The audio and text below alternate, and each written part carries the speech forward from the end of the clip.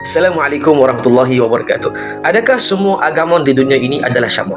Persoalan ini barangkali timbul kerana beranggapan semua agama di dunia ini mengajak menyuruh umatnya kepada melakukan kebaikan.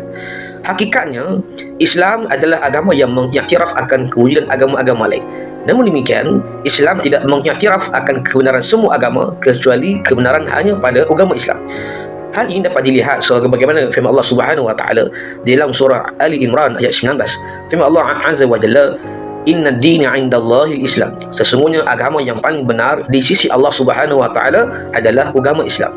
Maka demikian, ayat ini menjelaskan bahawa Islam adalah satu-satunya agama yang diterima oleh Allah Subhanahu wa taala. Jika semua agama sama, tentu Allah akan menerima semua agama. Tetapi ayat ini Allah menegaskan hanya Islam yang paling benar diterima di sisi Allah Subhanahu wa taala.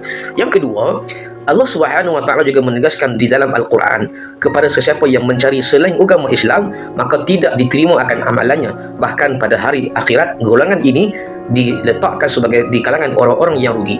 Ini sebagaimana firman Allah Subhanahu wa taala juga di dalam surah Ali Imran, kata Allah Azza wa Jalla, "Wa man yabtaghi ghairal Islam dina falan yuqbala minhu wa huwa fil akhirati minal khasirin."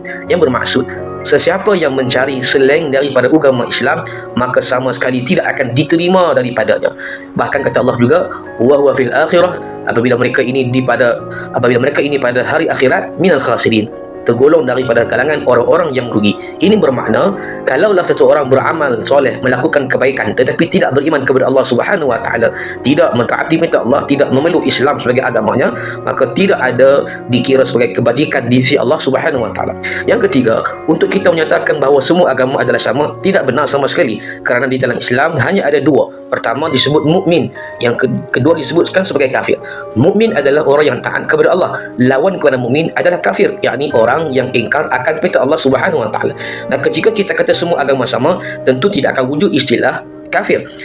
Jadi di akhirat kelak nanti akan terbangun dua golongan. Pertama, orang yang beriman, yakni orang yang mematuhi, mentaati perintah Allah Subhanahu wa taala. Yang kedua, orang-orang kafir, yakni orang yang menentang arahan, ingkar dan tidak enggan, tidak mengikut perintah Allah Subhanahu wa taala. Maka tidak ada golongan yang ketiga, keempat, hanya ada dua golongan ini sahaja.